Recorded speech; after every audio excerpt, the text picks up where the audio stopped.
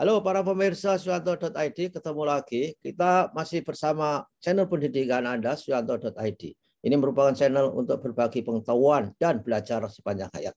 Kita berada di channel 16, maksud saya di episode ke-16 bersama narasumber kita Bapak Profesor Dr. Said Hamid Hasan.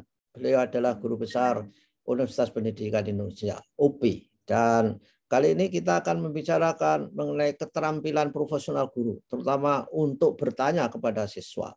Nah, oleh karena itu jangan lupa klik subscribe supaya Anda selalu mendapatkan video terbaru dari beliau. Kita sapa dulu. Assalamualaikum warahmatullahi wabarakatuh, Prof. Hamid. Waalaikumsalam warahmatullahi wabarakatuh, Profesor Suyanto dan para penggemar Suyanto.id. Selamat Idul Fitri 1443 Hijriah, maaf lahir batin.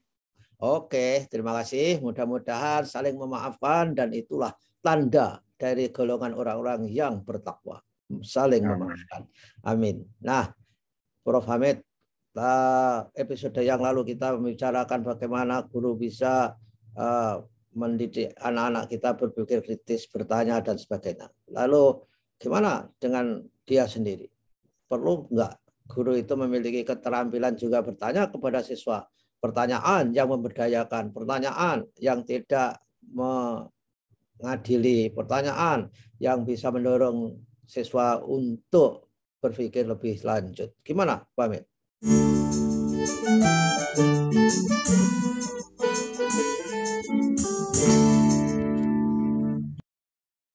Iya, tentu bahwa guru itu tidak mungkin bisa mendidik anak dalam satu keterampilan apabila guru itu sendiri tidak memiliki keterampilan. Nah, demikian juga kalau kita lihat mengenai bertanya.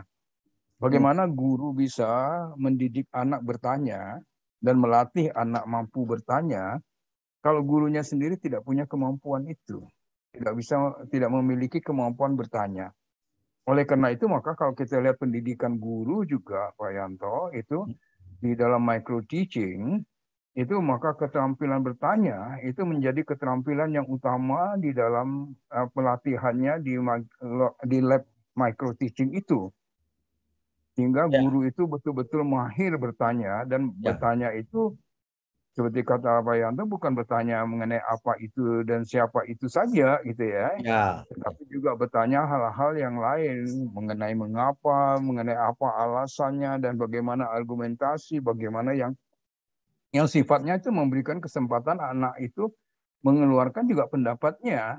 Jadi tidak hanya hasil dari recalling, hasil dari penyimpanan informasi, tetapi juga dari pengolahan informasi, sehingga dengan demikian maka dia bisa mengungkapkan pendapatnya. Nah, guru artinya dengan demikian harus memiliki kemampuan untuk bertanya dan menimbulkan pendapat-pendapat guru itu sendiri dan mencari informasi lebih lanjut.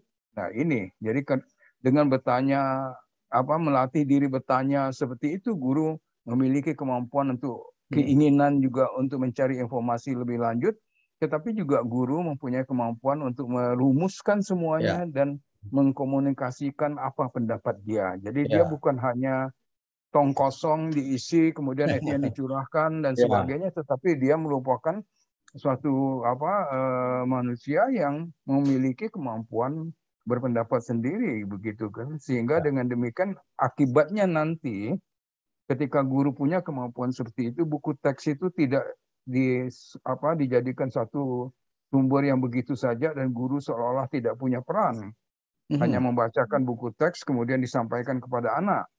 Tetapi guru mampu mengajak anak mengolah buku teks itu, dan dengan demikian maka fungsi buku teks tidak hanya sebagai sumber, tetapi juga dia menjadi satu bagian dari kajian dalam pembelajaran itu. Nah, kalau ini yang terjadi, maka proses literasi kita menjadi lebih tinggi.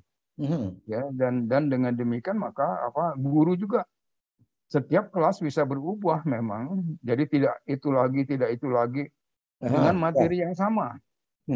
Karena bisa saja dia tiba-tiba ada pertanyaan anak yang berbeda, ya, yang akibat dari stimulasi guru, dan kemudian menimbulkan diskusi kelas yang berbeda dibandingkan kelas sebelumnya, walaupun itu paralel begitu kan, seperti itu. Ya, ya. Jadi dengan demikian manfaat bertanya itu harus sangat banyak, dan guru harus dilatih dalam bertanya.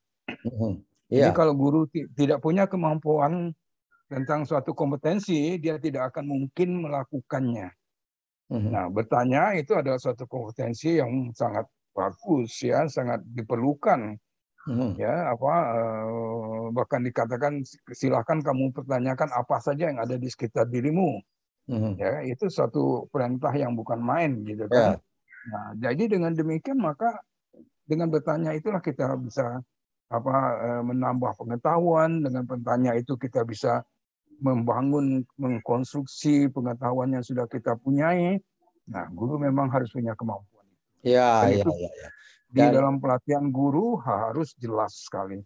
Ya, ya, di PPG itu harus ada itu keterampilan itu. Sama ketika masih berlatih dalam micro teaching, dalam setting yang kecil dan dalam setting yang kira-kira tidak membahayakan peserta didik karena itu adalah simulasi. Nah, dalam benak saya, Prof. Hamid, bertanya bagi guru itu bisa dijadikan sebagai metode pedagogis untuk menjaring feedback loop terhadap apa yang diajarkan itu sudah dicerna siswa atau belum. Jangan-jangan dicerna tapi miskonsepsi. Sehingga bertanya itu bagi guru adalah sangat penting. Gimana Pak Hamid? Pikiran saya sesat itu. Ya, itu satu bagian dari pembelajaran ya. Sehingga dengan demikian dia ingin tahu apakah yang sudah dikaji dan sebagainya itu dan bagaimana diterima oleh anak itu. Jadi dengan bertanya itu merupakan satu cara guru untuk mendapatkan feedback, untuk mengetahui apakah anak sudah menguasai apa yang dia pelajari, dan bahkan mungkin menguasai bukan dalam pengertian tong kosong tadi, bukan dalam pengertian tabula rasa. Anak itu bahkan mengkonstruksi pengetahuan itu dan dia menyampaikan pendapat dia dan menurut pikiran dia ya, sehingga dengan demikian maka anak itu menjadi subjek dalam belajar seperti begitu.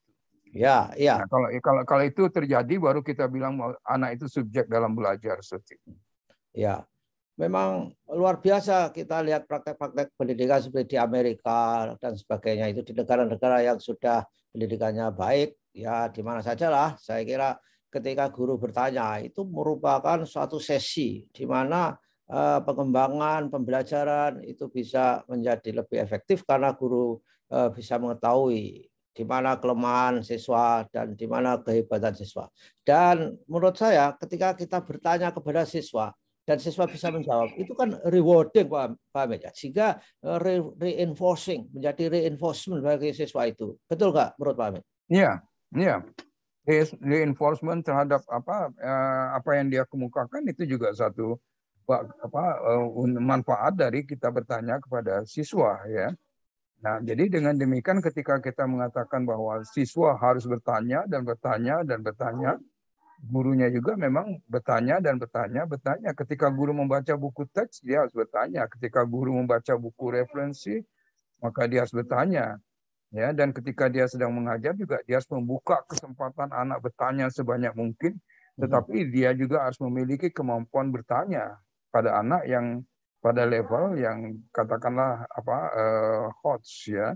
Karena ada pertanyaan-pertanyaan yang HOTS yang sifatnya problematik, yang sifatnya transfer of learning, yang sifatnya kreativitas, membangun kreativitas anak itu kan.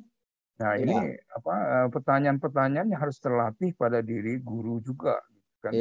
Seperti itu. Ya, itulah yang dirumuskan dalam sebuah buku. Saya kira saya sangat terkesan. Guru itu perlu bisa membuat pertanyaan yang quote-unquote thought-provoking question. Jadi pertanyaan yang memprovokasi siswa itu berpikir lebih jauh, lebih tinggi, lebih analitis, dan sebagainya. Dan bukankah di dalam kultur kita malu bertanya sesat di jalan.